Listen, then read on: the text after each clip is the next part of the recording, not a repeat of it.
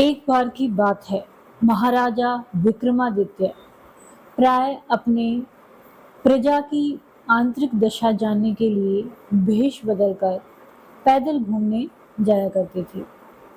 एक दिन वो घूमते घूमते एक नगर में पहुंचे। वहां का रास्ता उनको मालूम नहीं था। राजा रास्ता पूछने के लिए किसी व्यक्ति की तलाश में आगे बढ़े जा रहे थे। आगे उन्हें एक हवलदार सरकारी वर्दी पहने हुए दिखा। राजा ने उसके पास जाकर पूछा, महाशय, अमुक स्थान जाने का रास्ता क्या है, कृपा करके बतलाइए।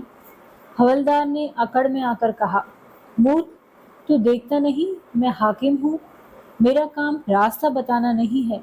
चल हट, किसी दूसरे से पूछ।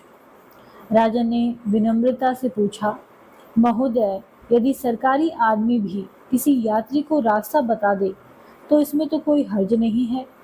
खैर, मैं किसी दूसरे से पूछ लूंगा, पर इतना तो बता दीजिए कि आप किस पद पर काम करते हैं। हवलदार ने भौहें चढ़ाते हुए कहा, अंधा है, मेरी वर्दी को देखकर पहचानता नहीं कि मैं कौन हूँ। राजा ने कहा, शायद आप पुलिस के सिपाही हैं। उसने कहा, नहीं, उससे ऊंचा हूँ। तब क्या नायक हैं? नहीं, उससे भी ऊंचा हूँ। अच्छा, तो आप हवलदार हैं। हवलदार ने कहा, अब तू जान गया कि मैं कौन हूँ, पर यह तो बता, इतनी पूछताछ करने का तेरा मतलब क्या है और तू कौन है। राजा ने कहा, मैं भी सरकारी आदमी हूँ। सिपाही की ऐंठ कुछ कम हुई। उसने पूछा, क्या तुम नायक हो? राजा ने कहा, नहीं, उससे ऊंचा। तब क्या आप हवलदार हैं? नहीं, उससे भी ऊंचा। तो क्या दरोगा हैं? उससे भी ऊंचा। हवलदार ने कहा, तो क्या आप कप्तान हैं? राजा ने कहा, नहीं, मैं उससे भी ऊंचा। सूबेदार जी हैं? नहीं, उससे भी ऊंचा। अब तो हवलदार घबराने लगा। उसने पूछा, तब आप मंत्री जी हैं? राजा ने कहा, भाई, बस एक सीढ़ी और बाकी रह गई है। सिपाही ने गौर से देखा तो शादी पोशाक में महाराजा विक्रमादित्य सामने खड़े हैं। हवलदार के होश उड़ गए। वह गिड़गिड़ाता हुआ राजा के पांव पर गिर पड़ा और बड़ी दीनता से अपने अपराध की माफी मांगने लगा।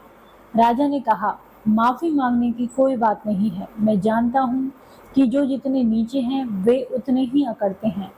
जब तुम बड़े बनोगे तो मेरी तरह तुम में भी नम्रता का बर्ताव आ जाएगा।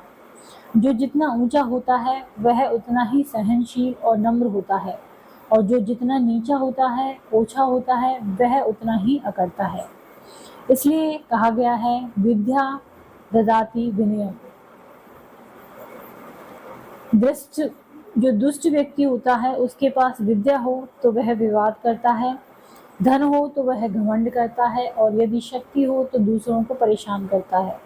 वहीं पर साधु प्रकृति का व्यक्ति विद्या ज्ञान देने में, धन दान देने में और शक्ति दूसरों की रक्षा करने में खर्च करता है। यदि आपको ये कहानी पसंद आती है तो इसको लाइक करें, चैनल को सब्सक्राइब करें, कमेंट करें और शेयर करें। धन्यवाद।